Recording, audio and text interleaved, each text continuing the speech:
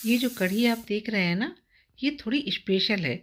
जैसे हमेशा हम लोग बेसन की या चने की दाल पीस के वैसे बनाते हैं ना, वो कढ़ी नहीं है। ये किस चीज़ की कढ़ी है, मैं अभी आपको आगे बताती हूँ। नमस्कार, मैं हूँ अर्चना और आप देख रहे हैं अर्चना जंक्शन। हुआ क्या कि मैं मार्केट से इस बार ये मिक्स दाल लेके आई थी। देखने में मुझे पैकेट अच्छा लग रहा था, तो मैं ले आई, लेकिन जब मैंने बनाई तो बच्चों को और परिवार में किसी को पसंद ही नहीं आई। तो आज जब बच्चों ने ये दाल भीगती देखी तो पहले ही टोक दिया, क्या मम्मी फिर वही दाल बना रही हो। मैं डर गई। मैंने कहा आज इस दाल को दाल नहीं बनाना है, आज इस दाल का कुछ और ही बनाना है। फिर क्या, बस मैंने भीगी हुई दाल में डाली 3-4 हरी मिर्चें, थोड़ा सा हरा धनिया और उसको पीस लिया। अभी तक मेरी मुझे समझ में नहीं आ रहा था कि मुझे इसका बनाना क्या है, लेकिन मुझे ये दाल खिलानी थी बच्चों को, कैसे भी कुछ भी बना के। फिर मैंने उसमें डाला 1 चम्मच हल्दी, 1 चम्मच धनिया पाउडर, 1 चम्मच जीरा पाउडर, थोड़ी सी हींग, थोड़ा सा नमक और साथ ही डाल दिया थोड़ा सा गरम मसाला, लगभग 1 चम्मच करीब। और बस उसको फेंट लिया। जब मिला रही थी तब ध्यान में आया कि कुछ और भी डालना है इसमें, क्योंकि मुझे ये थोड़ा गोल पतला लग रहा था। तो मैंने 2 चम्मच बेसन डाल दिया। बस अब मेरे दिमाग में क्लियर हो गया कि मुझे क्या बनाना है।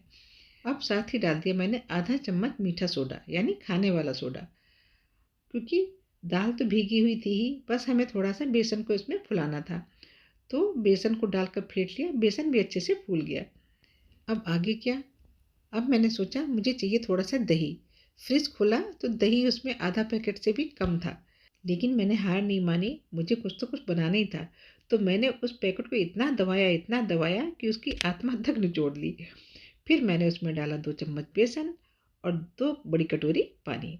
फिर उसमें डाला 1 चम्मच हल्दी, सॉरी, एक नहीं 2 चम्मच हल्दी, और 2 ही चम्मच धनिया डाला, धनिया पाउडर, और इसके साथ ही डाली 1 चम्मच पिसी लाल मिर्च।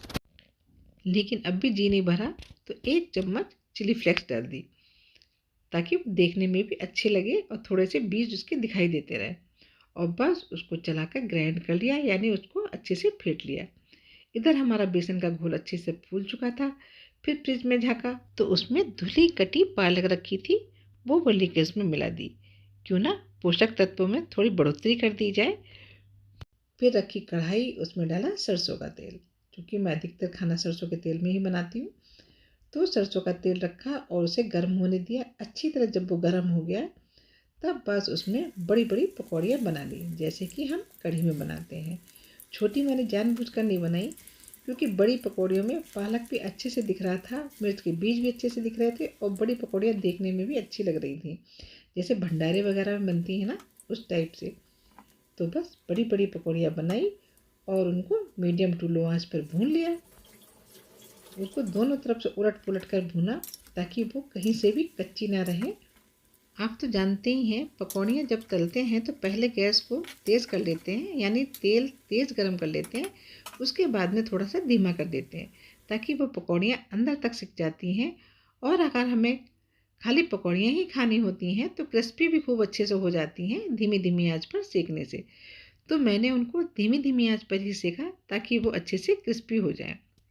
इतनी सारी प्रक्रिया में मुझे भूख लगाई, और ऊपर से बेसन की जो पकौड़ियाँ हम लोग बना रहे थे, बेसन की नहीं, जो हम अपनी स्पेशल दाल की जो पकौड़ियाँ बना रहे थे ना, उसमें से इतनी अच्छी खुशबू आ रही थी कि मुझसे रुका ही नहीं जा रहा। मैंने कढ़ी बनाने का प्रोसीजर रोका और 1 कप चाय बनाकर बैठ गई धूप में गर्मा गर्म पकौड़ियों का आनंद लेने के लिए।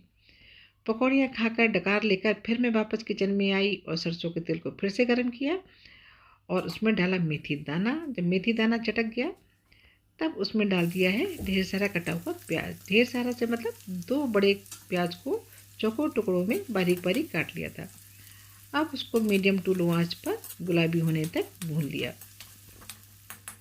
चलिए पहले प्याज भून लेते हैं, उसके बाद आगे क्या क्या वो बताती हूँ। हाँ, इसी बीच मैंने एक हरी मिर्च को बीच में से आधा आधा चीर कर डाल दिया। आप चाहें तो लाल मिर्च भी डाल सकते हैं, पर मुझे उस समय जो समझ में आ रहा था मैं वो करती जा रही थी, और मुझे थोड़ा अलग हटकर भी बनानी थी, इसलिए मैंने हमेशा की तरह लाल मिर्च न डालकर इस बार हरी मिर्च डाली। और साथ ही कुछ हरी मिर्चों को काट कर भी डाल दिया, क्योंकि तीखेपन में भी कोई कमी नहीं आनी चाहिए। आज तो कुछ ऐसा बनाकर ही रहूँगी जो बच्चे खा ही लें इस दाल को। तो प्याज गुलाबी हो गया, फिर मैंने उसमें डाल दी थोड़ी सी हींग, जो कि पाचन के लिए बहुत ही ज़रूरी है। और जब हल्की सी वो भी भुन गई, तब जो हमने घोल बनाया था ना ग्राइंडर में डालकर फेंट कर, वो उसको डाल दिया और एक हाथ से कंटिन्यू चलाते रहे ताकि वो घोल फट ना जाए, क्योंकि उसमें दही था। और फिर उसमें उतना ही पानी डाल दिया, लेकिन इसके बाद पानी अब भी कम लग रहा था तो फिर डाल दिया। यानी पानी की मात्रा अच्छी खासी भरपूर रही, ताकि कढ़ी जब देर तक उबलेगी, देर तक खौलेगी ना, तब वो जलेगी। और आपको तो पता ही है कि कढ़ी को धीरे धीरे काढ़ना यानी पकाना ही कढ़ी का असली मतलब होता है। बस इसको तेज़ आंच पर तब तक चलाना है जब तक ये खौलने ना लगे, क्योंकि नहीं तो कढ़ी फट सकती है।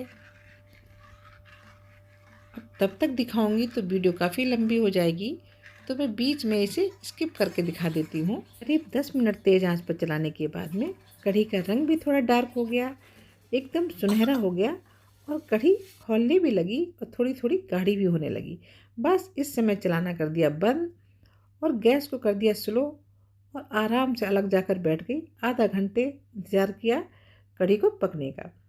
आधा घंटे बाद जब कढ़ी पक गई, खूब अच्छे से गाढ़ी हो गई, अच्छे से मतलब जितनी हमें गाढ़ी चाहिए थी उतनी हो गई। बस उस समय उसमें डाला नमक और डाल दी अपनी सारी पकौड़ियाँ और 10 मिनट उसे और धीमी आंच पर खौला लिया। और 10 मिनट के बाद जब देखा हमारी कढ़ी बन चुकी थी, क्योंकि थोड़ी अभी पतली इसलिए थी क्योंकि अभी कढ़ी की पकौड़ियाँ हैं ना, वो उसका रस सोखेंगी तो कढ़ी गाढ़ी हो जाएगी। इधर फ्राई पैन में लिया है देसी घी। जब घी अच्छे से गर्म हो गया, तब उसमें डाल दिया 1 चम्मच के करीब जीरा। जीरा चटक गया, तब उसमें डाल दिया बारीक कटा हुआ लहसुन। ये करीब 5-6 कलियाँ लहसुन की थी, जिन्हें पतला बारीक काट लिया था। जब लहसुन की कलियाँ हल्की सी गुलाबी हो गई, तब उसमें डाल दी कटी हुई हरी मिर्च। इसमें मुझे मिर्च डालनी थी पर मैंने डाली नहीं थी, इसकी जगह मैंने कटी हुई हरी मिर्च डाल दी है।